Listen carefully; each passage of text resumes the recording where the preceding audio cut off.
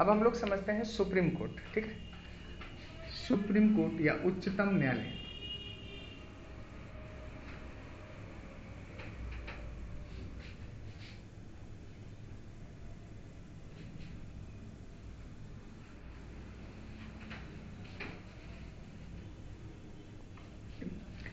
थोड़ा संवैधानिक प्रोविजन देखो, पूछा जाता है किस भाग में है, तो भाग 5 में है।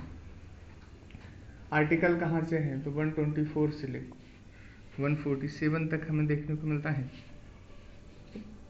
तो सबसे पहले हम देखते हैं इसमें आर्टिकल 124। इसमें इसके गठन की बात की गई है, ठीक। और क्या गठन कहा गया, बहुत सिंपल बातें पूछी जाती हैं जो हम यहाँ बता रहे हैं। कहा गया था कि एक चीफ जस्टिस ऑफ इंडिया होगा और 7 अन्य न्यायाधीश होंगे, अदर जज होंगे, उनसे मिलकर हमारा सुप्रीम कोर्ट गठित होगा। और ये कहा गया साथ में कि इसकी संख्या जो है समय समय पर इंक्रीज करने की पावर जो है वो संसद में निहित होगी। पार्लियामेंट में पावर है कि वो इन जजों की संख्या बढ़ा दे, तो समय समय पर बढ़ी। अगर पूछा जाए कि वर्तमान में कितने लोग हैं, तो वर्तमान में 33 जज, या हम कहें एक chief justice of India CJI और 33 अन्य जज हैं। तो टोटल कितने हो गए हैं, 34 हो गए। तो इतनी बातें यहां पर कही गई आर्टिकल 124। इसी में इनकी नियुक्ति की बात भी की गई है कि इनका अपॉइंटमेंट कैसे, और सबसे ज्यादा क्वेश्चन अपॉइंटमेंट प्रोसीजर पर ही पूछे गए हैं, तो हम उसी को डिटेल में आपको समझाते हैं। डालेंगे जजों की नियुक्ति।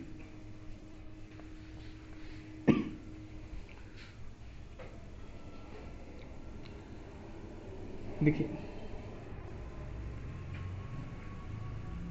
नियुक्ति जो है थोड़ा क्लासिफाइड करके समझिए। एक तो हम मुख्य न्यायाधीश की नियुक्ति की बात करते हैं, मुख्य न्यायाधीश,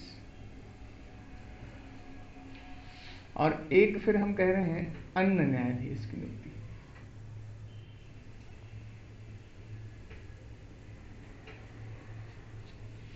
इसे थोड़ा समझें।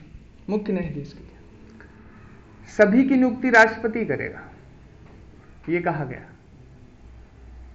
चाहे इनकी नियुक्ति हो और चाहे इनकी नियुक्ति हो। लेकिन इसमें क्या कहा है कि सुप्रीम कोर्ट के और हाई कोर्ट के न्यायाधीशों के परामर्श से, किसके परामर्श से कर रहा है, सुप्रीम कोर्ट के और हाई कोर्ट के न्यायाधीशों के परामर्श। यहीं पर हम थोड़ा और कॉन्सेप्चुअलाइज कर रहे हैं, ध्यान से समझिएगा, इसमें बहुत कंफ्यूजन होते हैं। हमारे यहाँ इन मुख्य न्यायाधीश के जजों को लेकर कई बार विवाद हुआ। जैसे 1973 में वरिष्ठता के सिद्धांत का उल्लंघन हुआ, 1977 में हुआ। तो एक 1993 का भी हम केस बताएंगे आपको, सेकंड जज केस है, उसमें यह कह दिया गया कि अब मुख्य न्यायाधीश सदैव सुप्रीम कोर्ट का वरिष्ठ न्यायाधीश ही होगा। समझे? तो वर्तमान में इसके लिए कोई प्रोसीजर नहीं है। अब क्या है, जो सुप्रीम कोर्ट में सर्वाधिक वरिष्ठ वही मुख्य न्यायाधीश हो जाएगा। तो पूछा जाए किस मामले में, तो 1993 का सुप्रीम कोर्ट के द्वितीय केस, ठीक। तो क्या हम लिख सकते हैं कि वर्तमान में सुप्रीम कोर्ट का वरिष्ठ न्यायाधीश ही मुख्य न्यायाधीश होता है, मुख्य न्यायाधीश होता है। ये मैंने इनका आपको प्रोसीजर बताया कि इनका क्या है। अब इनका समझना है अन्य न्यायाधीश।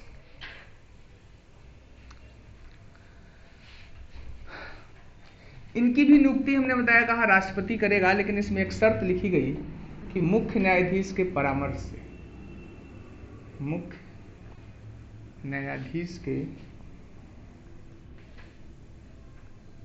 परामर्श से, ठीक है। अब इस परामर्श शब्द को लेकर विवाद हो गया। सबसे पहला केस आया 1982 का, तो उसमें कहा गया कि परामर्श का अर्थ विचारों का आदान प्रदान है, विचारों का आदान प्रदान है।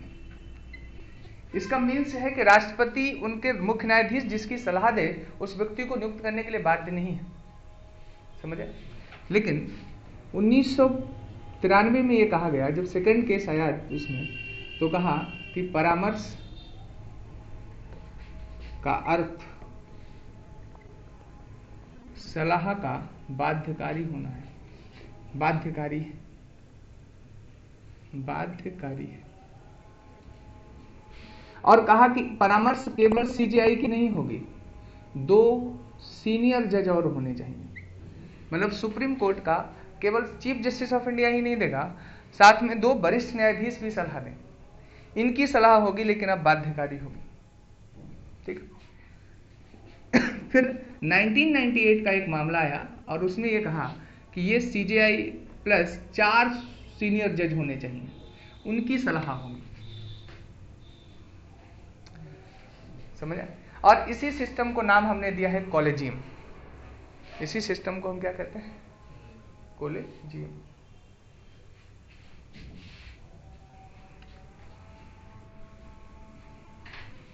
तो यहां से समझेंगे थोड़ा सा। हालांकि वर्तमान में भी कॉलेजियम सिस्टम ही है। किस मामले से कॉलेजियम सिस्टम आया? 1998 के मामले से। कॉलेजियम में क्या होते हैं अगर पूछा जाए, कॉलेजियम के बारे में ध्यान से सुनिए। कॉलेजियम, कोई पूछे कितने न्यायाधीश होते हैं तो हमारी आंसर क्या होगा? 5। पूछे कौन कौन होता है तो सीजेआई होता है, सीजेआई मतलब चीफ जस्टिस ऑफ इंडिया, और 4 वरिष्ठ न्यायाधीश होते हैं, वरिष्ठ न्यायाधीश होते हैं। फिर इसमें अगर ये पूछा जाए कि निर्णय कैसे दिया जाता है, ठीक, तो देखिए एक तो सीजेआई और 2 सीनियर जज या वरिष्ठ न्यायाधीशों की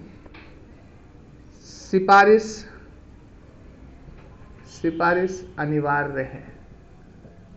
हम क्या समझाना चाहते हैं? उसी जज की सिफारिश करेगा जिसमें सीजेआई की सहमति हो और कम से कम 2 सीनियर जज की सहमति हो, मतलब उसी को राष्ट्रपति नियुक्त कर सकता है। बात समझ पा रहे?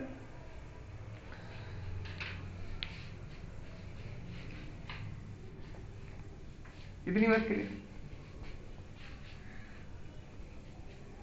अब एक इससे क्वेश्चन पूछा जा सकता है, हमारे यहाँ एक 99th अमेंडमेंट हुआ था 2014 में, जिसके तहत एक ऑर्गेनाइजेशन आई जिसे हम कहते हैं एनजेसी, नेशनल जज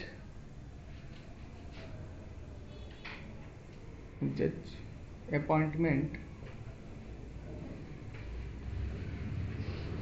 कमीशन, हम कहते हैं राष्ट्रीय न्यायिक नियुक्ति आयोग, ठीक। ये आया एनजेसी। इसमें कहा पूछा जाए कितने सदस्य होते थे तो 6 होते थे। ध्यान से समझिएगा। 3 जो हैं वो जुडिशरी से हैं और 3 लोग कहां से हैं? हम कह सकते हैं कार्यपालिका से। जुडिशरी से कौन कौन है? एक तो सीजेआई है और 2 सीनियर जज हैं, ये 3 लोग। इसमें से क्या बताया गया, कहां लगा? 1 लोग जो होंगे वो कानून मंत्री होंगे, जो केंद्रीय कानून मंत्री होंगे वो होंगे, और 2 लोग जो होंगे वो एक कमेटी द्वारा नियुक्त होंगे और उस कमेटी में 3 मेंबर होंगे। अगर हम कहें तो पहला पीएम, दूसरा, यहां से दिख रहा है आपको, पहले पीएम है। अच्छा, तो कमेटी हम इधर बताते हैं आपको कि 2 जो सदस्य नियुक्त होने हैं वो कमेटी में कौन कौन से लोग होंगे, ठीक। इस कमेटी में का एक प्रधानमंत्री होंगे, दूसरा विपक्ष, लोकसभा में विपक्ष के नेता होंगे, विपक्ष नेता लोकसभा से होंगे, और तीसरे कहा सीजेआई होंगे। और इन दो मेंबर, जो ये कमेटी जो दो मेंबर चुनेगा, इनमें भी कहा शर्त रख दी कि एक मेंबर एससी, एसटी, ओबीसी और अल्पसंख्यक माइनॉरिटीज से होना चाहिए। एक मेंबर कहां से होना चाहिए? माइनॉरिटीज से। और वो लोग सिफारिश करेंगे, और वो सिफारिश से जिस जज की सिफारिश करेंगे वो जज वहां जाके बनेगा। लेकिन इसे माना गया कार्यपालिका का न्यायपालिका में हस्तक्षेप, और इसीलिए 2015 में से असंवैधानिक घोषित कर दिया गया। तो वर्तमान में हमारे यहाँ एनजीसी इंप्लीमेंट होता नहीं। बस समझ में आ रहा है? ठीक। तो ये बात यहाँ तक हमने समझाई कि कैसे नियुक्त होता है, ये पूरा बहुत शॉर्ट में और आपको टू द पॉइंट कंटेंट देने की कोशिश की है। ठीक, ये समझ में आया? अगला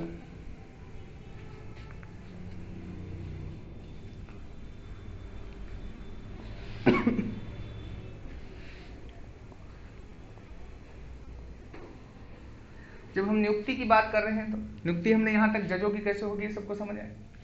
अब जज तीन तरीके के होते हैं इसमें, जिनसे क्वेश्चन सिंपल सिंपल बहुत पूछे गए।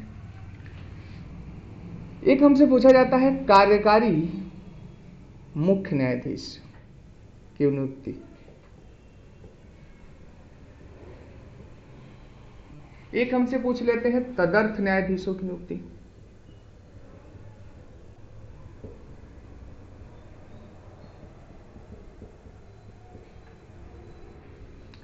एक हमसे पूछते हैं सेवानिवृत्त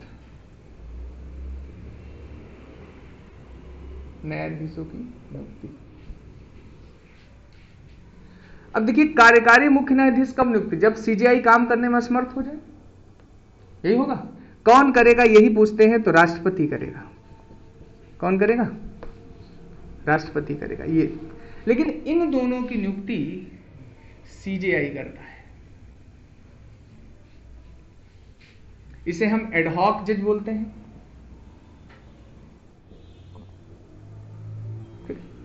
इसे क्या बोलते हैं? एडहॉक जज। अब ध्यान से समझिए, क्या सीजीआई डायरेक्ट कर देगा? तदर्थ में दो कंडीशंस होंगी। एक, जिस हाई कोर्ट के मुख्य न्यायाधीश की सहमति, दूसरा राष्ट्रपति की पूर्व सहमति,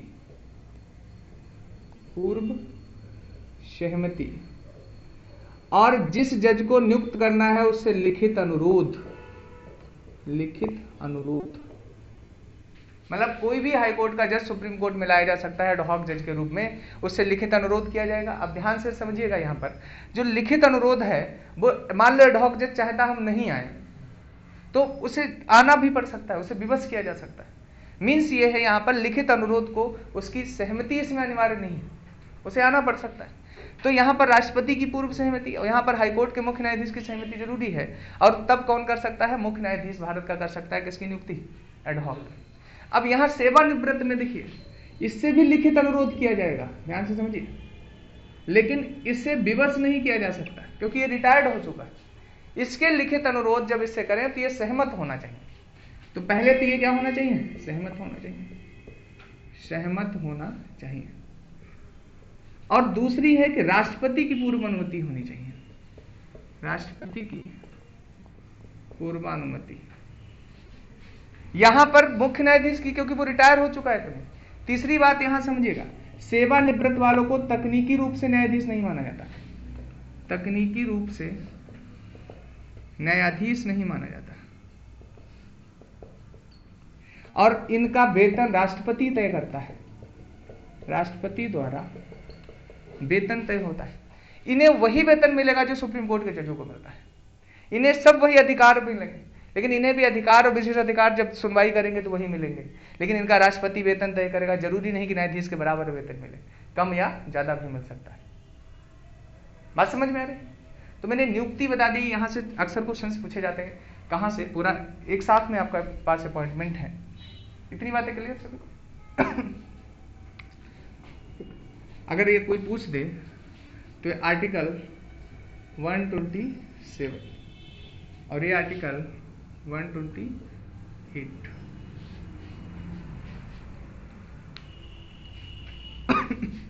इसका पूछा जाए तो आर्टिकल 126। ठीक है, तब कर दें। अगला देखिए,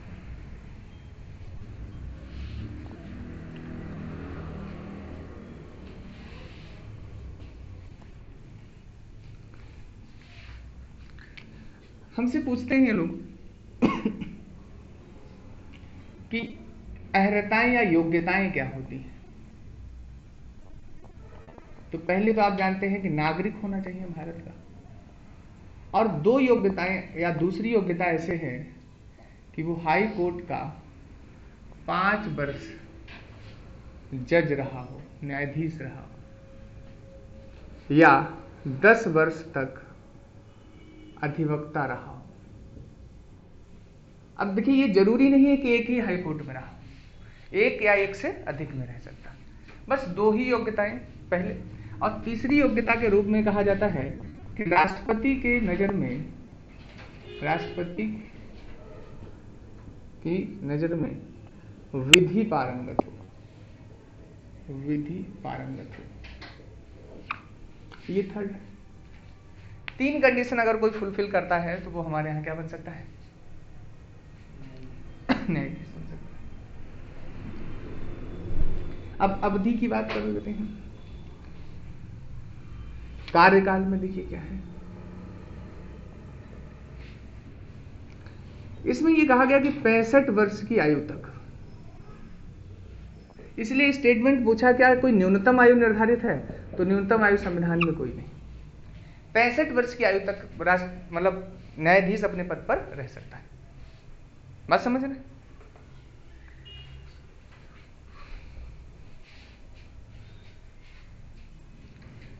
फिर हम शपथ की बात कर लेते हैं। शपथ कहां लेता है, तो राष्ट्रपति के समक्ष लेता है, राष्ट्रपति के समक्ष, और या तो राष्ट्रपति द्वारा नियोजित किसी व्यक्ति के समक्ष, नियोजित व्यक्ति के समक्ष। क्या शपथ लेता है अगर ये पूछ रहे हैं, तो 2 बातें कहता है। एक, संविधान के प्रति सच्ची श्रद्धा,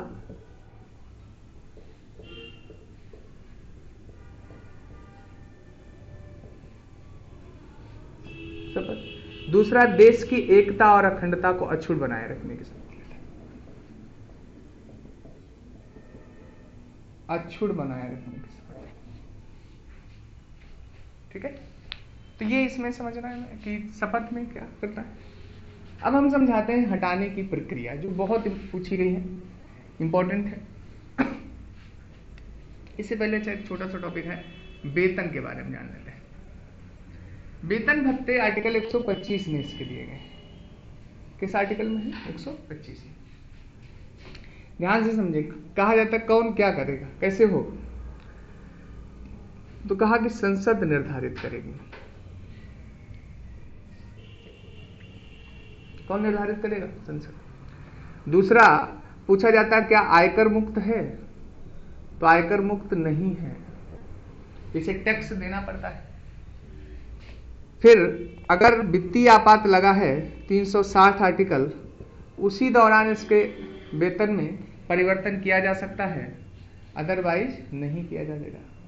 परिवर्तन किया जा सकता है।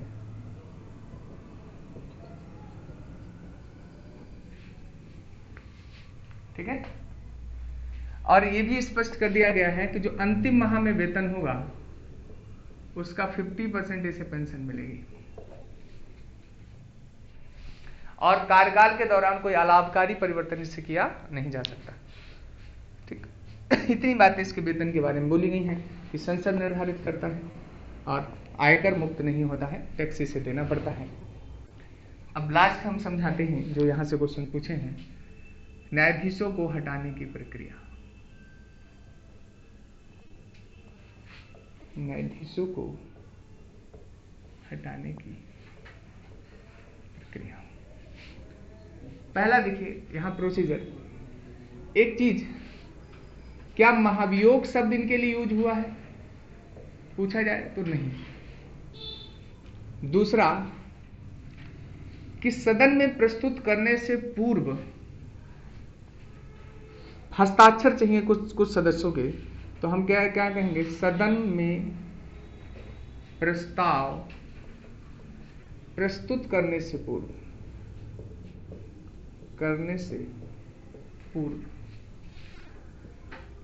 अगर लोकसभा में प्रस्तुत किया जा रहा है तो 100 सदस्यों का हस्ताक्षर चाहिए,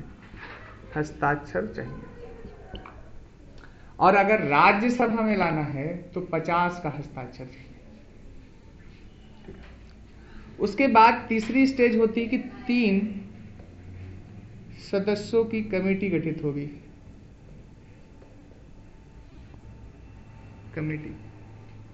और वो जांच करेगी। उसमें एक तो सीजेआई या सुप्रीम कोर्ट के वरिष्ठ न्यायाधीश,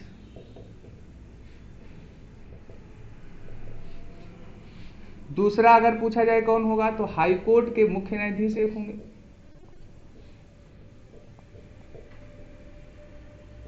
और तीसरा कोई एक विधि पारंगत व्यक्ति होगा।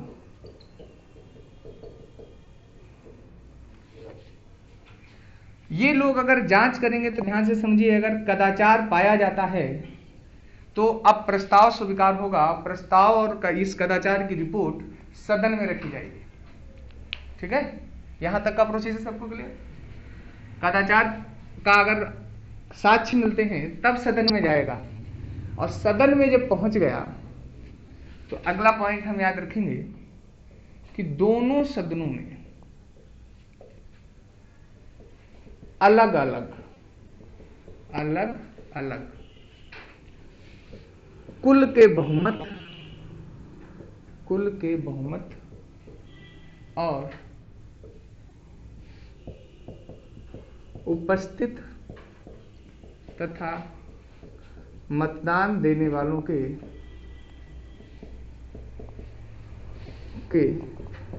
2/3 से प्रस्ताव पारित हो। उसके बाद राष्ट्रपति मंजूरी दे,